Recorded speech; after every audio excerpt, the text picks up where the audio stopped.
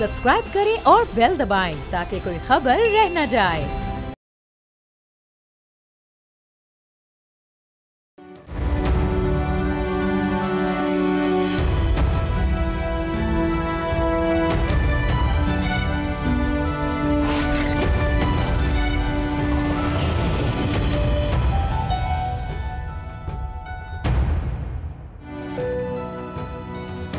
गुज़िश्ता रोज भारत ने मकबूजा कश्मीर में एक और फॉल्स फ्लैग ऑपरेशन किया है। पहलगाम में मुसल्लह अफराद की फायरिंग से 26 सयाह हलाक हुए हैं। वाक़े के फौरी बाद भारतीय मीडिया और वुज़रा ने बगैर किसी तहकीकी सबूत के इल्ज़ाम पाकिस्तान पर धर दिया है, जबकि एक गैर मारूफ ग्रुप ने इसकी जिम्मेदारी भी कबूल की है। पाकिस्तान के दफ्तर खारजा ने जानों के ज़िया पर तशवीश का इजहार किया है। जियोपॉलिटिकल कॉन्टेक्स्ट में हमले की अहमियत बढ़ गई है।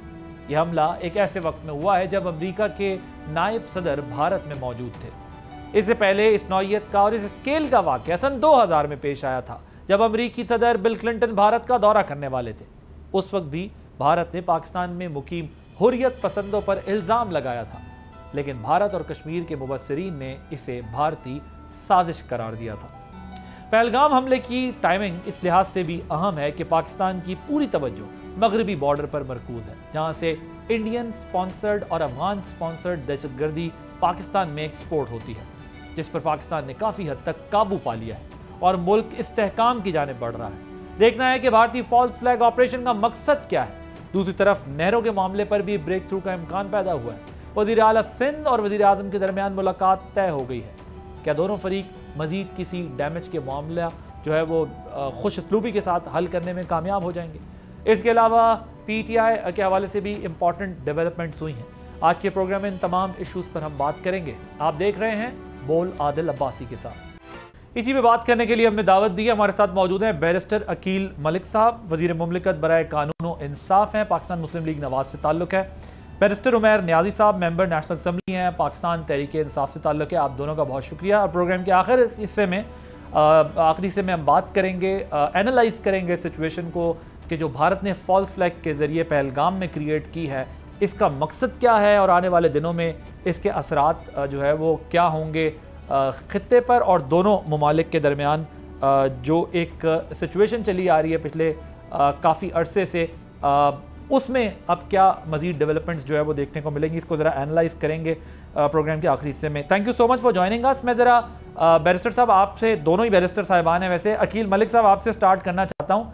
मुझे ज़रा ये बताइएगा कि ये जो भारत की जानिब से एक फॉल्स फ्लैग ऑपरेशन किया गया है, इसमें हमारी जो पॉलिटिकल लीडरशिप है वो अभी इस सारे प्रोसेस को किस तरीके से देख रही है? हमारी गवर्नमेंट इस पर क्या पोजीशन है? कोई तशवीश पाई जाती है? क्या इस वक्त स्ट्रेटजी जो है वो गवर्नमेंट बना रही है इसको रिस्पॉन्ड करने के लिए?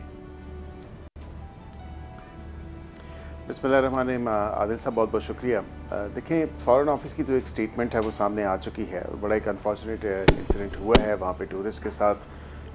लेकिन अफसोस इस बात का है कि इंडियन मीडिया ने जो तमाम तर जो एक फॉल्स फ्लैग ऑपरेशन, जो तमाम तर मामला जिस तरह उन्होंने पेंट किया है और जिसको हमारी तरफ से जो है पॉलिटिशियंस और मीडिया पे जितने भी लोग हैं उन सब ने दो टोक अल्फाज में भारत को ये पैगाम दिया है कि खा वो 2007 का समझौता एक्सप्रेस का मामला हो या मुंबई आपके अटैक्स हों जो 2008 में हुए, या उसके अलावा पुलवामा का सिलसिला हो या उसके साथ साथ दीगर जितने भी इंसिडेंट्स हुए हैं। मतलब आप देख लें कि राजौड़ी एपिसोड जो 2023 का है, तो भारत ने तो हमेशा से जो एक नैरेटिव है वो पाकिस्तान के ख़िलाफ़ ही गढ़ा है। और उस सारे तमाम तर मामले में मैं आपको ये ज़रूर बता सकता हूँ कि हमारी तमाम सियासी जमातों जो हैं से लेके उन तमाम की लीडरशिप ने इसे इंडिया के इस जो तमाम तर उसने अपना बयानिया गढ़ने की कोशिश की गई है। उनके एक रिटायर्ड आर्मी ऑफिसर भी जिस तरह डिफेंस एनालिस्ट बैठ के मीडिया पे, कुछ चैनल्स पे, क्योंकि सोशल मीडिया पे ये 12 दफ़ा ये चीज़ चली और पाकिस्तान को ललकारने की कोशिश की गई, तो हम फुली इक्विप्ड हैं। मेक नो मिस्टेक, हमें पता है अल्हम्दुलिल्लाह हमारी जो सिक्योरिटी फोर्सेस हैं, हमारी अफवाज पाकिस्तान और पाकिस्तान के लोग वो हर किस्म की जो है वो इंडिया की तरफ से अगर कोई ऐसी गलती की गई तो हम पूरा मुकाबला करने के लिए तैयार हैं और पूरा मुकाबला करने की जो हमारी कैपेसिटी है वो बिल्कुल मौजूद है। पहली तो बात है कि जब कुलभूषण यादव का तमाम तर मामला हुआ तो वो पूरी दुनिया ने देखा कि कुलभूषण यादव जो है वो किस तरह पाकिस्तान आया और क्या तमाम तर मामला हुआ। ये तो एक मुंह बोलता सबूत है कि इंडिया अगर पाकिस्तान पे विदाउट एनी क्रेडिबल एविडेंस अगर उंगलियां उठाता है और पाकिस्तान को इल्ज़ाम ठहराता है तो मेरे ख्याल से इंट्रोस्पेक्शन की ज़रूरत है और देखना चाहिए कि इंडिया खुद क्या कर रहा है। इंडिया ना सिर्फ पाकिस्तान में बल्कि आप कनाडा में देखें, आप अमेरिका में देखें तो वहाँ पे जो अपने शहरियों के साथ या अपने जो भारत निजाद उनके लोग हैं उनके साथ क्या सलूक करता है और किस तरह की असैसिनेशन अटैम्प्ट्स होती हैं। तो टेररिज्म का सबसे बड़ा जो स्पॉन्सर है वो तो भारत खुद है। अमित शाह को देख लें, अगर होम मिनिस्टर की तमाम तर वॉच के अंडर ये तमाम तर एक ओवरली मिलिट्राइज्ड एरिया है जो कि बताया जाता है कि अगर आप उसको मैप पे भी देखें तो 400 किलोमीटर दूर है और इतना हैविली मिलिट्राइज्ड एरिया है जिसमें मेरे ख्याल से कोई सिक्योरिटी लैब्स हो नहीं सकता।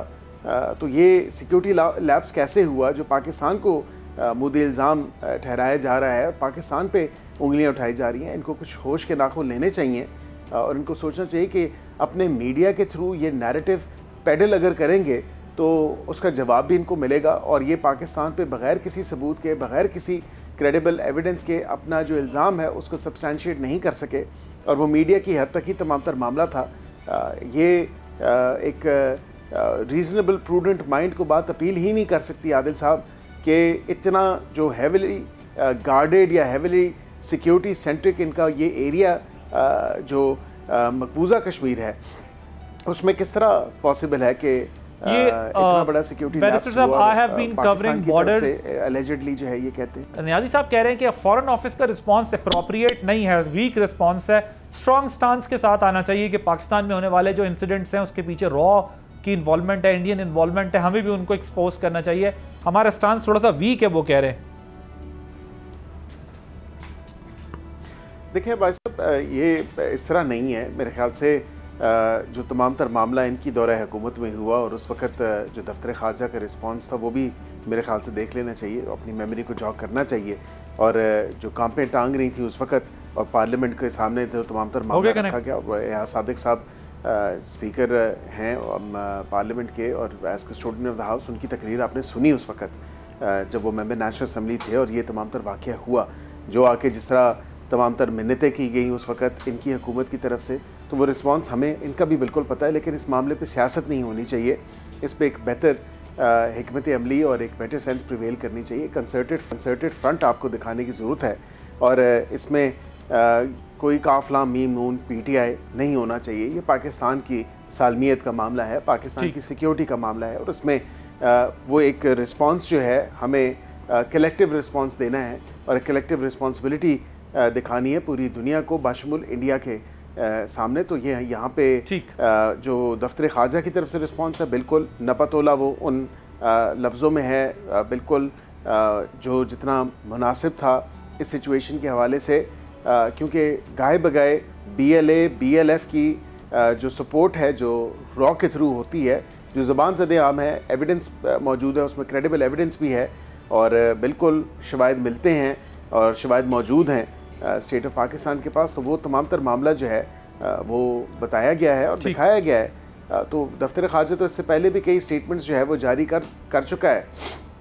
वो स्टेटमेंट्स जो हैं वो वाज़ेह तौर पे उन्होंने बताई हैं कि यहाँ पे जो स्टेट स्पॉन्सरशिप है टेररिज्म की इंडिया की तरफ से इन तमाम फैक्शंस को, तो वो कैसे होती है।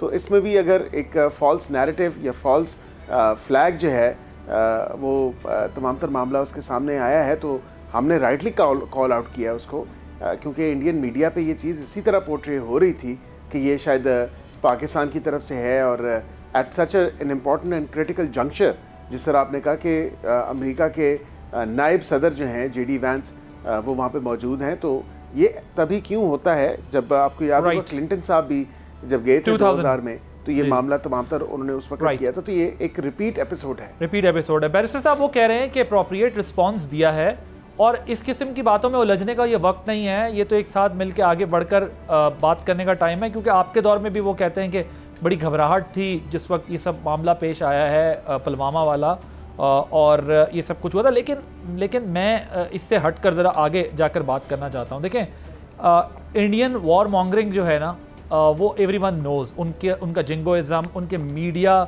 जिसको उनके अपने लोग गोदी मीडिया भी कहते हैं, तो उसका रिस्पॉन्स अपनी जगह पर। लेकिन अब एक टेंशन एस्केलेट हो रही है। उस टेंशन को एस्केलेट होती है, टेंशन को डिफ्यूज़ करने के दो तरीके। एक है एक्सटर्नल फ्रंट पर हम अपनी आवाज़ तवाना तरीके से उठाएं और बताएं कि इंडिया हर दफ़ा पाकिस्तान पे इल्ज़ाम डालता है। एक है इंटरनल, वो आप और तमाम जमातें मिलकर यूनिटी के साथ अक्रॉस एक मैसेज दे सकते हैं कि इंडिया की जानिब से जो कुछ पाकिस्तान के ख़िलाफ़ हो रहा है वो एक साजिश के तहत होता है पाकिस्तान को इंटरनेशनल कम्युनिटी के सामने डिफेंसिव करने के लिए। कि देखिए, अब आपने पाकिस्तान में टारगेट किलिंग की रॉ की एक्सेप्टेंस की बात की, ये सिख कम्युनिटी की टारगेट किलिंग जो है वो कनाडा के अंदर बहुत ऑब्वियस वाक़या था, बल्कि अमेरिकन और कैनेडियन इंटेलिजेंस एजेंसीज ने मिलकर ये इंक्वायरी की थी कि उसके अंदर जो है वो रॉ की इन्वॉल्वमेंट है और ये दूसरी सरजमीन पे ये सब कुछ करते हैं। सो ऐसे वक्त में हमें अंदर से पॉलिटिकल मैसेज कितना स्ट्रॉन्ग देना है और कैसे देना है, योर टेक ऑन। देखें, पॉलिटिकल मैसेज बिल्कुल अंदर से तो स्ट्रॉन्ग जाना भी चाहिए और जा भी रहा है, मगर देखें सिस्टम जिनके हाथ में ये उन्होंने डिसाइड करना है। देखें, अगर इमरान खान की गवर्नमेंट थी तो इमरान खान ने चंद किलोमीटर भी जहाज़ अंदर नहीं घुसने दिए थे, और आपने देखा कि जिसको चाय बड़ी पसंद आई थी, ठीक है, उसका जहाज़ 10 किलोमीटर अंदर नहीं आया था तो गिरा दिया गया था। बात है अभी नंदन अभी आपके पास था, ठीक है, फिर आपने हैंडओवर किया, आपने अपनी डिप्लोमेसी सारी चीज़ें अच्छी शो कर ली, मगर बात ये कुलभूषण जाधव की मौजूदगी में अब और क्या एविडेंस चाहिए हमें इंडिया की इन्वॉल्वमेंट का। बात है हमारा तो अब इस वक्त इतना केस स्ट्रॉन्ग है कि आपके अंदर उनका सर्विंग आर्मी का पर्सनल मौजूद है, ठीक है, दहशतगर्दी के तमाम शवाहिद मौजूद, और जो कार्रवाइयाँ उन्होंने की हैं इनको तो पूरा अब आपको टास्क पे ले जाना चाहिए, बजाय इसके कि इधर आप बैकफुट पे चले जाएं और एक जो है ना मार खाए हुए बच्चे की तरह बिहेव करें। वो इस वक्त नहीं हो सकता। बात है चाहे अमरीकी उधर नायब सदर आया हुआ जो आया हुआ, बात है सिचुएशन उनको एक्सप्लॉइट नहीं करने देनी चाहिए। पाकिस्तान ना कभी पहले दहशतगर्दी के हक में रहा है ना, और पाकिस्तान की जितनी दहशतगर्दी की जंग में कुर्बानियां और किसी मुल्क की होंगी भी नहीं। कोलैटरल डैमेज जितना पाकिस्तान ने सहा है दुनिया में किसी ने नहीं सहा। तो उसके बाद भी अगर हमने ये दिन देखना है तो ये मेरे ख्याल से बहुत ही जो है ना एक शर्मनाक एपिसोड होगा। We'll take a short break here. We'll join you after this short break.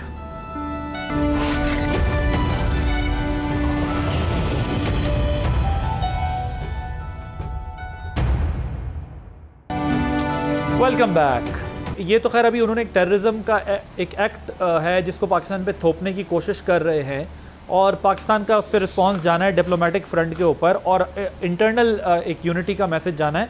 लेकिन असल चैलेंज जब आएगा जब हमें दिखता है कि भारत हमेशा इस किस्म के वाक़यात का एक एडवांटेज लेता है। जब वो एडवांटेज लेने की कोशिश करेगा तब हमारा रियल टेस्ट होगा। Let's move forward. मैं ज़रा कुछ और इश्यूज़ भी आप दोनों की मौजूदगी में डिस्कस करना चाहता हूँ। ये जो सुप्रीम कोर्ट ने बानी चेयरमैन की जिस्मानी रिमांड की जो दरख्वास्त है वो पंजाब हुकूमत की मुस्तरद कर दी है, बल्कि उनको कहा है कि आपको इतने अरसे बाद ख्याल क्यों आया है। 26वीं तरमीम के बाद जो सुप्रीम कोर्ट के जजेज़ हैं उस पर अब आप लोगों का एतमाद बहाल हुआ है कुछ इस सारे मामले के बाद? न्याजी साहब देखें, एक दो फैसलों से आप ओवरऑल अदलिया के कॉन्डक्ट को नहीं जज कर सकते। देखें, आप ओवरऑल लार्जर पिक्चर में देखें। अभी रिसेंटली एक डायरेक्शन हुई है सुप्रीम कोर्ट से कि 4 माह में सारे केसों के फैसले करें। क्या उस सुप्रीम कोर्ट के सामने मॉडल टाउन का केस मौजूद नहीं है कि 2014 ऑनवर्ड अभी तक ट्रायल लिंगर ऑन कर रहा है? उसमें तो किसी ने कोई डायरेक्शन नहीं दी। जहाँ जहाँ इमरान खान नज़र आता है या इमरान खान की पार्टी नज़र आता है वहाँ ही सिर्फ कानून की इम्प्लीमेंटेशन नज़र आती है। देखें, कभी भी सिलेक्टिव ट्रायल हुए हैं? क्रिमिनल जस्टिस सिस्टम उठा के देख लें, एक FIR है, तमाम मुलजिमान का इकट्ठा ट्रायल होता है। यहाँ पीस मील बेसिस पर ट्रायल चलाए जा रहे हैं। यहाँ बंदे अंदर हैं मशवरे के 2-2 साल से अंदर, ठीक है, उनका गुनाह क्या है? यास्मीन राशिद को उठा के देख ले, उमर चीमा इमाम, मतलब इनके नाम देख लें, इनका क्या रोल है, मगर आप इनको जो है ना दीवार से लगा रहे हैं। क्यों? क्योंकि वो जुड़े हुए हैं इमरान खान से। आज इमरान खान से अलहदा हो जाए, एक छोटी सी स्टेटमेंट बस देनी है तो ये भी बाकियों की तरह बाहर होंगे। देखिए, निज़ाम अदल को पूरा ऑपरेशनल अगर बनाना है तो आपको 26वीं आईनी तरमीम और इन सारी चीज़ों से जान छुड़ानी पड़ेगी। देखें, 26वीं आईनी तरमीम आपने हुकूमतों के हाथ में एक हथियार दे दिया है। ये देखें, कल को इमरान खान की भी गवर्नमेंट आई तो इमरान खान को भी यही सूट करेगा कि अपनी मर्जी के बेंचेस बनाए और इनको दीवार के साथ लगा ले, मगर निज़ाम अदल ऐसे नहीं चलता। निज़ाम अदल बेसिकली आपका पिलर ऑफ स्टेट है, इसमें एक बैलेंस रखना है। अगर सारा एग्जीक्यूटिव के हाथ में दे दे तो एग्जीक्यूटिव जो at the helm of affair बैठा होता है वो तो समझता है कि मैं अच्छा ही कर रहा हूँ। Right, point again. मलिक साहब, आपकी जो पंजाब गवर्नमेंट है उसको भी अदालत ने कहा है कि आपको ये 1.5 साल बाद ख्याल आया है कि आपको रिमांड चाहिए, और इसमें मतलब जो प्रोसिक्यूशन है उसके ऊपर भी कई सवालात उठा दिए हैं। इस डेवलपमेंट को आपकी हुकूमत कैसे देख रही है? देखिए आदिल साहब, ये मेरी तुम जो इन्फॉर्मेशन में आई है बात, बिकॉज मैं मुख्तलिफ मीटिंग्स में था and at the time that we actually doing this programme, मेरी कोई डिटेल्ड इन्फॉर्मेशन इस पर नहीं है। लेकिन रिमांड अगर किसी केस में लेना है तो वो एक लीगल कस्टडी होती है और बिल्कुल लिया जा सकता है।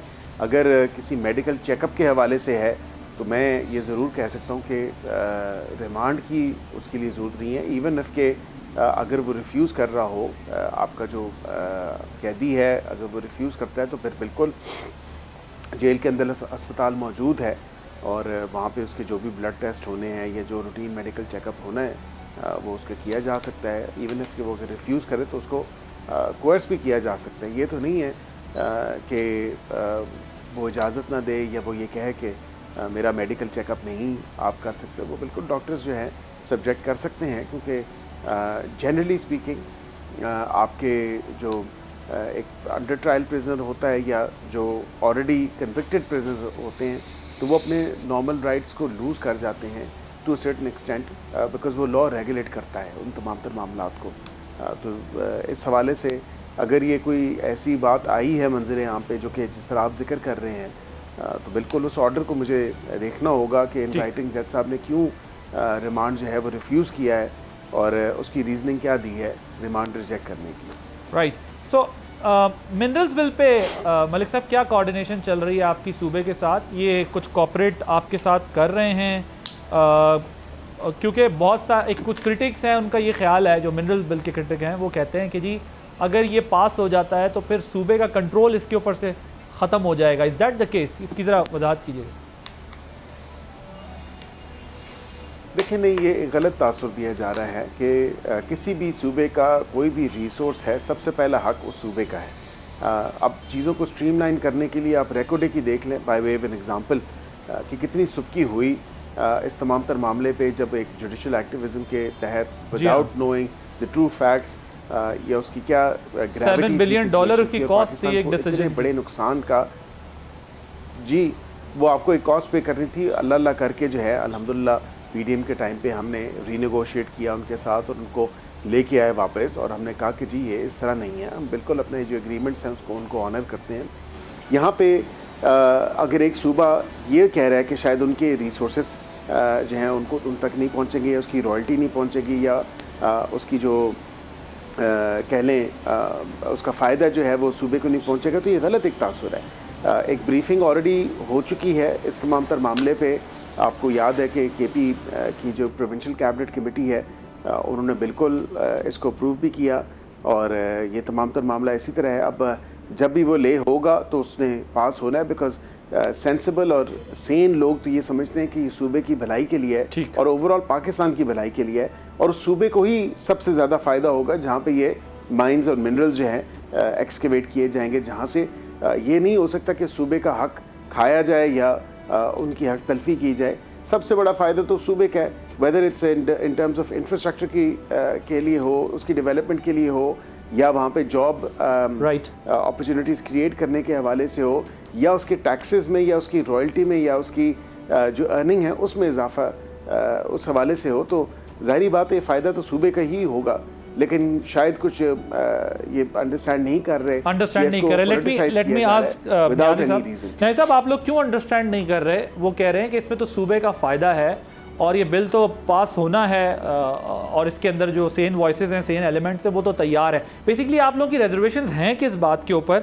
अगर कोई स्पेसिफिक बात है उसको ज़रा हाईलाइट करें। और मतलब अगर कोई यूनिफॉर्मिटी होती है, कोई कंसेंसस के साथ या एक चीज़ आगे आ जाती है, बिल तमाम सूबों के अंदर एक ही तरह से ये लॉ इम्प्लीमेंट हो जाता है, तो इसमें तो अच्छी बात है अगर ऐसा हो जाता है। आप लोगों ने उसको सिर्फ खान साहब स्पेसिफिक क्यों रखा हुआ है, या उसका कोई टेक्निकल ऑब्जेक्शन है आपके पास? अच्छा देखें, एक चीज़ पे तो सारे क्लियर हैं कि सूबे के ये रिसोर्सेज हैं, मिनरल्स, इसमें वफाक का कुछ लेना देना नहीं है। ये दौलत किसकी है? ये सूबे की आवाम की है। चाहे दफन पड़ी है, रहेगी सूबे के आवाम की। अगर सूबे का रेवेन्यू कम है इस वक्त, तो वफाक को उसमें क्या परेशानी है? वफाक ने अपने रिसोर्सेज को मोबिलाइज करना है, सूबे ने अपने रिसोर्सेज को। जहाँ तक एक्ट का ताल्लुक है, देखें मिनरल एक्ट ऑलरेडी मौजूद है। ये नहीं है कि सूबे में कोई काम नहीं हो रहा। सूबे में रकबे लीज आउट भी हुए हैं, सारे मामलात भी चल रहे हैं। अब ये सिंक्रोनाइजेशन की बात कर रहे हैं। देखें, एक वफाक से अगर बिल आ जाता है, बलूचिस्तान असम्बली उस तरह से पास कर देती है, अपना रोल ख़त्म कर देती है। देखें, तो वो अब जवाब दें हैं उधर की आवाम को, वो उनके साथ जुल्म कर रहे हैं। देखिए, हुकूमतें आती जाती रहती हैं, हुकूमतों का एक लिमिटेड सा मैंडेट होता है। अवाम के हक में जो फैसले करने हैं उसमें इस तरह से जल्दबाजी से नहीं किए जा सकते, उसके लिए ड्यू डिलिबरेशन करनी पड़ती है। अगर आज आपके फाइनेंस मिनिस्टर कहते हैं कि जी हम अपनी शॉर्टफॉल पूरी कर सकते हैं रॉ मटेरियल को एक्सपोर्ट करके, कि भाई क्यों रॉ मटेरियल हम रॉ फॉर्म में अपने मिनरल्स किसी को दें? अगर आज चाइना ने पाबंदी लगा दी, अमेरिका को नहीं दे रहा रेयर अर्थ मिनरल, तो हम क्यों दें? बात है यहाँ प्रोसेसिंग यूनिट लगने चाहिए, यहाँ की आवाम का फ़ायदा होना चाहिए।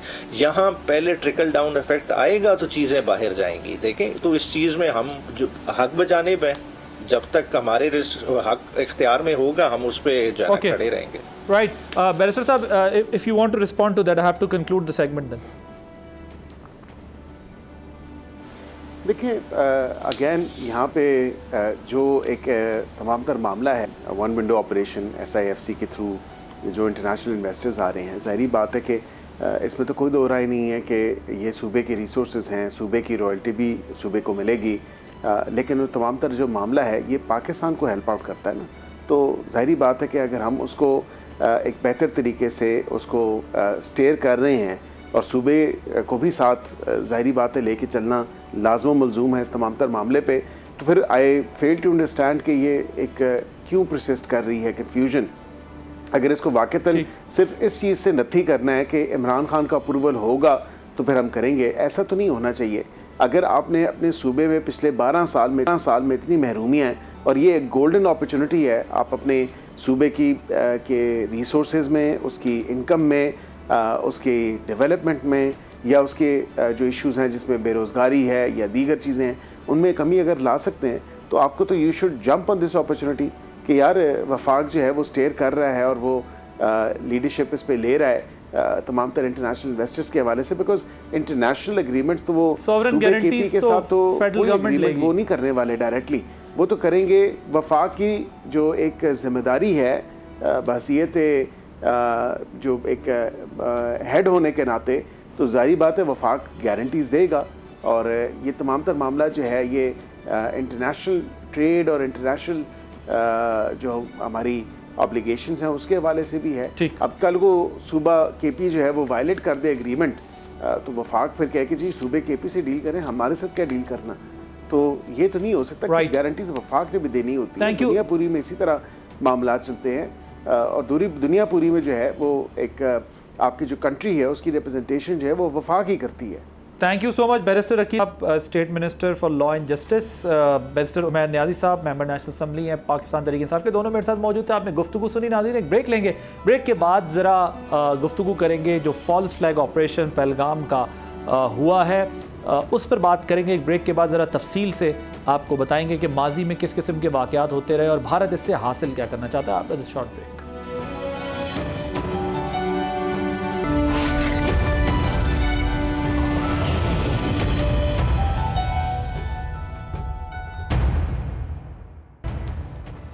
Welcome back. पाकिस्तान को टारगेट करने के लिए भारत की जानिब से किए जाने वाले फॉल्स फ्लैग ऑपरेशंस की एक तारीख है। समझौता एक्सप्रेस को टारगेट करना हो, मुंबई हमला, पुलवामा वाकया या राजौरी हमला, भारत की कोशिश रही है कि पाकिस्तान के खिलाफ बयानियां बनाकर कश्मीरियों की तहरीक आज़ादी को ताकत के जरिए कुचल दे। पहलगाम हमला भी इसी सिलसिले का एक कड़ी है। हालांकि पहलगाम LOC से कम 400 किलोमीटर दूर है। हर 7 कश्मीरियों और 100 मीटर के ऊपर अगर देखें तो एक भारतीय फौजी तैनात हो चुका है, लेकिन उसके बावजूद हमले के चंद मिनट बाद रॉ से जुड़े अकाउंट्स ने पाकिस्तान पर इल्जामात लगाना शुरू कर दिए हैं, जिसके बाद आधे घंटे के अंदर ऐसे सोशल मीडिया ट्रेंड्स बने जिसे RSS और BJP के रहनुमाओं ने वॉर मॉन्गरिंग के लिए इस्तेमाल करना शुरू कर दिया। हालांकि हमले की जिम्मेदारी एक ऐसे ग्रुप ने कबूल कर ली है जो कि आर्टिकल 370 के खात्मे के खिलाफ मुज़ाहमत के लिए बना था। क्या भारत मकबूजा कश्मीर में मजीद कवानीन का निफाज चाहता है या इसका कोई और मकसद भी है? अब जरा आपको यह बताते हैं कि भारत क्या चाहता है। भारत जानता है कि पाकिस्तान ने फितना अल खवारिज और BLA जैसे दहशतगर्द ग्रोहों को काबू किया हुआ है और मुल्क में भी पॉलिटिकल स्टेबिलिटी आ रही है, इकोनॉमी भी सेटल हो रही है। यही वजह है कि भारत अपने नाकाम मगर जो एक फौजी ऑप्शन उसके पास मौजूद होते हैं उनको इस्तेमाल करने की कोशिश करता है। यानी कि जब कि प्रॉक्सीज के जरिए मसला हल नहीं हो रहा तो फिर उसके बाद वो बॉर्डर्स के ऊपर टेंशंस को एस्केलेट करते हैं। अब बॉर्डर पे टेंशन एस्केलेट करने के अलावा एक ऑप्शन वो हमेशा अपने पास रखते हैं कि वो फॉल्स फ्लैग ऑपरेशंस करते हैं। पहलगाम हमला भी फॉल्स फ्लैग ऑपरेशन है जिस पर वावेला कर पाकिस्तान को बदनाम करने की मजमूम साजिश की जा रही है। भारत ने हमले के दौरान ही पाकिस्तान को सबक सिखाने की बात करना शुरू कर दी, जिससे लगता है कि यह तयशुदा ऑपरेशन था। Vice president American JD Vance के दौरे के दौरान इस हमले की इंपॉर्टेंस और बढ़ चुकी है। इससे पहले सन 2000 में सदर क्लिंटन के दौरे से पहले इसी नौयत का हमला हुआ था। भारत दुनिया भर में सिखों को टारगेट करके इंटरनेशनल टेररिज्म को फरोग दे रहा है और ये मैं नहीं कह रहा। ये जब जॉइंट इन्वेस्टिगेशंस की जाती हैं अमेरिकन एजेंसीज की तरफ से, कैनेडियन एजेंसीज की तरफ से, जिसमें सिखों की टारगेट किलिंग की बात होती है, तो इंडियन इंटेलिजेंस एजेंसीज पर जो है वो इल्ज़ाम लगते हैं। हमले के 1 घंटे के बाद ही फौरन से रॉ से जुड़े अकाउंट्स ने पाकिस्तान के ऊपर इल्ज़ाम करना शुरू कर दिया और अमित शाह ने भी पाकिस्तान के ऊपर जो है वो इल्ज़ाम लगाना शुरू कर दिया। भारत की ये जो स्ट्रेटजी है, ये जो उनकी प्लेबुक है, ये पुरानी है। ये इसी तरीके से जो उनके इंटरनल प्रॉब्लम्स उनको आते हैं उसका इल्ज़ाम पाकिस्तान के ऊपर धरते हैं। आर्टिकल 370 के नाम से एक इंडियन मूवी भी बना चुके हैं जिसके अंदर अमित शाह को ये कहते दिखाया गया कि अब हम सिर्फ मकबूजा कश्मीर यानी डिस्प्यूटेड कश्मीर जो है वहाँ तक नहीं रुकेंगे, बल्कि हम POK भी जाएंगे, जो उसको वो POK कहते हैं, पाकिस्तान ऑक्यूपाइड कश्मीर भी जाएंगे, जो उनका मानना है। हम जिसे आज़ाद कश्मीर कहते हैं, वो कहते हैं कि हम वहाँ भी जाएंगे। सो ये इंडियन BJP की जो एक्सपेंशनिस्ट अप्रोच है, ये उसकी एक कड़ी है। वो चाहते हैं कि पाकिस्तान के आज़ाद कश्मीर को भी डिस्टर्ब रखें और पाकिस्तान को जो है वो डिफरेंट फ्रंट्स के ऊपर एंगेज रखें। भारतीय मीडिया जो है वो शवाहिद के बगैर ऐसे हमलों की पाकिस्तान मुखालिफ जज्बात बढ़ाने की तैयारी कर चुका होता है और यहाँ पर भी हमने देखा कि भारतीय मीडिया ने फौरन से ही पाकिस्तान पर इल्ज़ाम धरना शुरू कर दिया बगैर किसी इन्वेस्टिगेशन और इंक्वायरी के। हकीकत में ये इल्ज़ामात पहले से तैयार किए जा चुके होते हैं जिन्हें पाकिस्तान मुखालिफ जहर उगलने के लिए इस्तेमाल किया जाता है। यहाँ ये बात भी अहम है कि भारत हमेशा जो टेररिज्म है उसके वाक़यात को मुसलमानों से जोड़ता है। मकबूजा कश्मीर में इतनी बड़ी फौज के होते हुए ऐसा हमला कैसे मुमकिन है? जंगी जुनून में मुब्तला भारत की जानिब से पहलगाम फॉल्स फ्लैग ऑपरेशन के बाद खित्ते के अमन को तबाह करने की धमकियों पर पाकिस्तान की अवाम और मुसल्लह अफवाज ने भी ये फैसला किया है कि इसका भरपूर जवाब दिया जाएगा। ये दंदान शिकन जवाब या फिर जो रिस्पांस पाकिस्तान ने, चाहे वो ऑपरेशन स्विफ्ट रिटॉर्ट की सूरत में दिया हो या इससे पहले भारत की तरफ से किए जाने वाले इकदाम या फिर रॉ के जरिए बलूचिस्तान और KPK के अंदर चाहे BLA, BLF और फितना अल खवारिज हैं उनके इस्तेमाल के साथ चीज़ें की हों, उसका भी पाकिस्तान ने भरपूर मुकाबला किया है। लेकिन अब भारत फिर कोई स्टंट जो है वो करना चाहता है।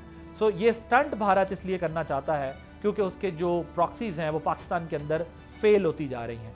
चाहे उनको जाफर एक्सप्रेस के अंदर मुंह तोड़ जवाब मिले, चाहे उनको KPK के अंदर मुंह तोड़ जवाब मिले, तो इसलिए ऐसा इवेंट अमेरिकन वाइस प्रेसिडेंट के होते क्लियर कट इंडिकेशन है कि भारत जो है वो तवज्जो हटाने के लिए सारा मलबा पाकिस्तान पे डालना चाहता है। सो इस तमाम कॉन्टेक्स्ट में आपको ये देखना पड़ेगा कि जो कश्मीरियों की एक स्ट्रगल है, कश्मीरियों की जो फ्रीडम मूवमेंट है, उसको वो जितना कर्ब कर सकते थे, उनके राइट्स को यूसर्व कर सकते थे, उनकी छीनना चाहते थे जितना उनके इख्तियारात को, उन्होंने छीना है।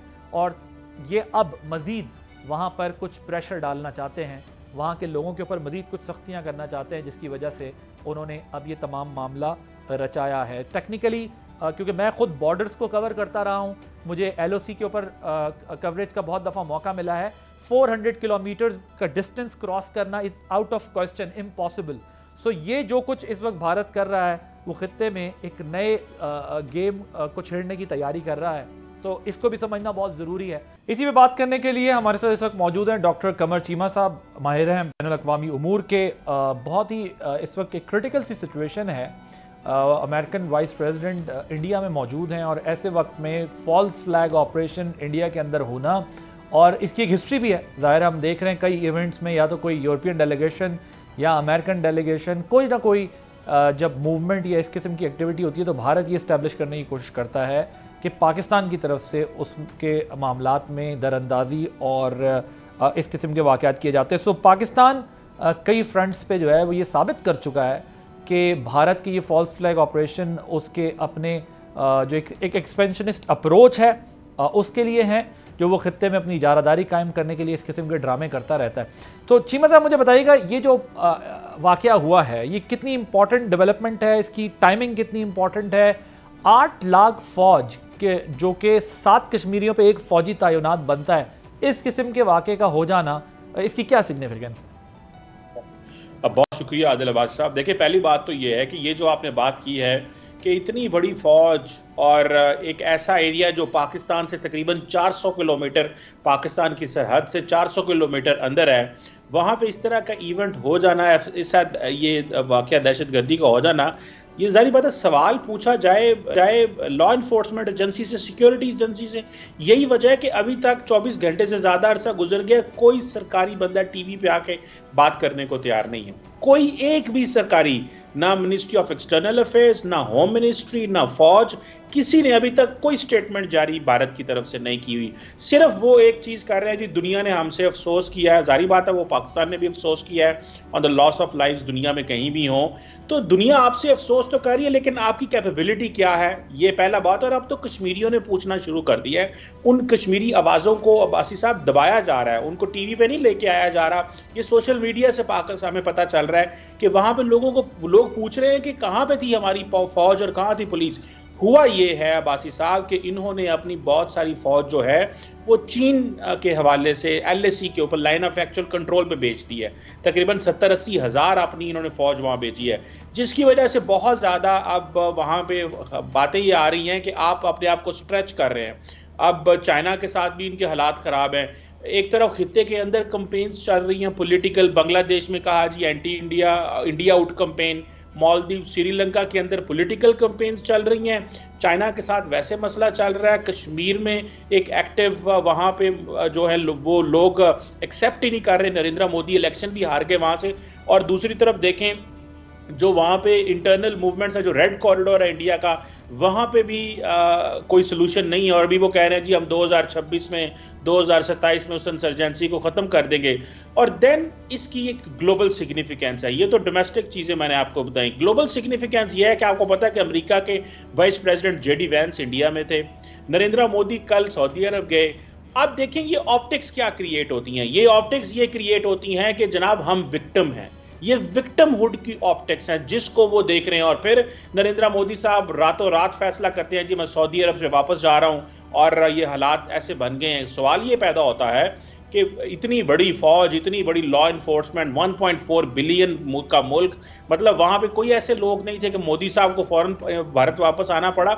ये ऑप्टिक्स हैं, ये ऑप्टिक्स क्रिएट की जा रही है। मुझे तो ये बताइएगा कि इस वक्त इस हमले का क्या मकसद हो सकता है? देखिए अर्ली 2000 में भी हमने देखा, बिल क्लिंटन का दौरा एक्सपेक्टेड था, वो जो भारत में फिर वाक़या पेश आया, उसके बाद पाकिस्तान पे इल्ज़ाम, समझौता एक्सप्रेस 2007 में उन्होंने इल्ज़ाम लगाया, 2008 में मुंबई अटैक्स का इल्ज़ाम लगाया। एक आप अगर उसकी क्रोनोलॉजी देखें इवेंट्स की तो सीक्वेंस से आपको पता चलता है, फिर राजबड़ी से लेके और पुलवामा से लेके जो उन्होंने फिर एक सर्जिकल स्ट्राइक का ड्रामा लगाया, हर चीज़ का एक पर्पस था, या इलेक्शन थे या इंटरनेशनल ऑडियंस को एड्रेस करना था। हम जानते हैं क्योंकि सिख मूवमेंट्स इंटरनल जो उनके अपने इंडिया के अंदर इश्यूज हैं वो बहुत डैमेज कर रहे हैं, क्योंकि इस डिजिटल मीडिया के दौर में अब ज़्यादा छुपाना चीज़ों को इतना आसान नहीं है। अमेरिकन और कैनेडियन इंटेलिजेंस एजेंसीज ने तहकीक करके बताया था कि सिख टारगेट किलिंग में इंडियन रॉ इन्वॉल्व है। तो इस सारे कॉन्टेक्स्ट में अगर मैं आपसे पूछूं, इस इंसिडेंट का पर्टिकुलरली आपको क्या पर्पस दिखाई देता है? What is your assessment about?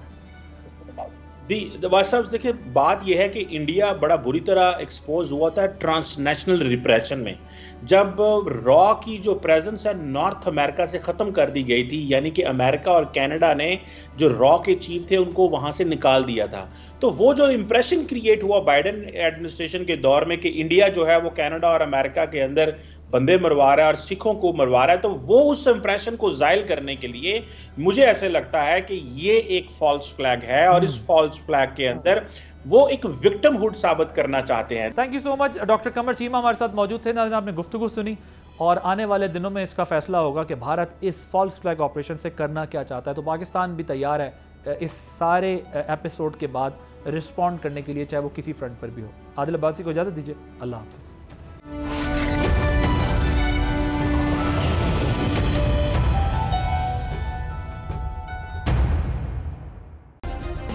Subscribe करें और बेल दबाएं ताकि कोई खबर रह न जाए।